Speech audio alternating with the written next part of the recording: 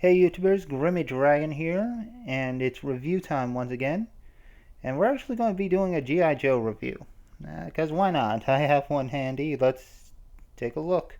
And yeah, we're going to be looking at the GI Joe 25th Anniversary Firebat with Aero Viper Advanced Class, or AVAC, which is pretty cool. The vintage Firebat actually came only with the Terradrome, the big Cobra playset. But since around the 25th anniversary, pretty much playsets were as likely, or actually less likely, than any of us hitting the Powerball. They decided to just give us the Firebat itself, which I am perfectly okay with. This is a nice little vehicle.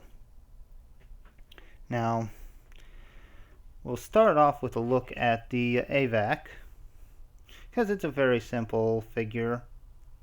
Got your pretty standard look, nice red and silver, pretty cool Cobra logo tampoed on.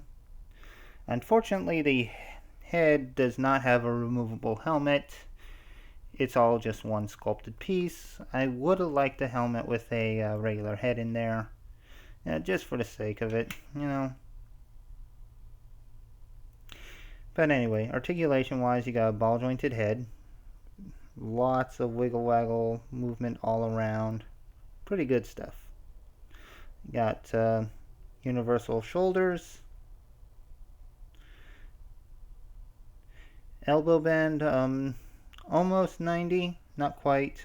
You got a swivel right at the elbow, got swivels at the wrist, got the torso articulation, ab crunch and everything there. So that's the waist joint as well. You got universal shoulders, actually ball jointed shoulders, very nice. Double jointed knees. You got forward backward at the ankle and swivel at the ankle. So standard Joe, very well articulated. The only accessory he really has is his knife.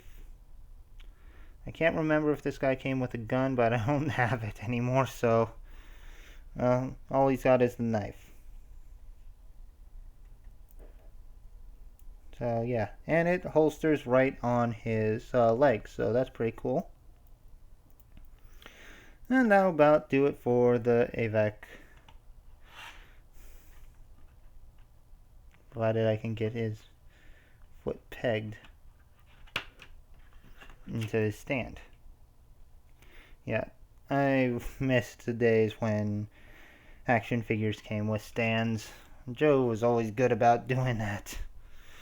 But yeah, on to the Firebat itself. It's a very nice looking little vehicle. Unfortunately, the landing gear does not come down on this particular model. It's just pretty much there for show. Unfortunate, but it is what it is. But the wings do fold down to give it a nice little wingspan. Pretty sweet stuff. You got 4 bombs, which just peg onto the bottom. And you also have 2 missiles. Again, peg on the same way. You just have to use your imagination to fire them. Got a couple little guns there, which is pretty cool. And yeah, the cockpit opens up. So you can actually put your AVAC trooper in. Well, it's a little bit of a tight fit.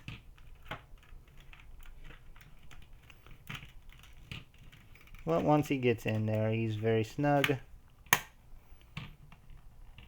Well, maybe a little bit too snug at the helmet. There we go. But yeah, there he is. Looking pretty cool. And yeah, it's a nice little set. Now, naturally, I didn't exactly get this for Joe collection. I like Joe, but I'm not a huge collector. Unfortunately, you can't collect everything. I'm more of a Transformer guy, but the club, the Transformers Collector Club and GI Joe Collector Club, released this old snake. And I figured, I was in a little toy show, it's all that. I figured he could use a ride that is pretty good. And the Firebat is just that kind of ride. So, unfortunately, getting him in there is kind of tricky because of the trench coats. Mainly, but once you get him in, he looks pretty good in there. So yeah, that is pretty sweet. I do like this vehicle, highly recommendable. Definite must for Joe fans. Even if you're not a big Joe fan, but interested in Transformers or just 4-inch action figures, the Firebat's a really cool vehicle. If you like the GI Joe Transformers crossovers, go for it. I mean, you gotta have Old Snake and something, right? But yeah, it is a good vehicle, highly recommendable, and may even get someone into Joe. So anyway, I hope you've enjoyed this video. Please leave a like, leave a comment, subscribe, let me know what you think, and I will see you next time. So until then, goodbye out there, whatever you are.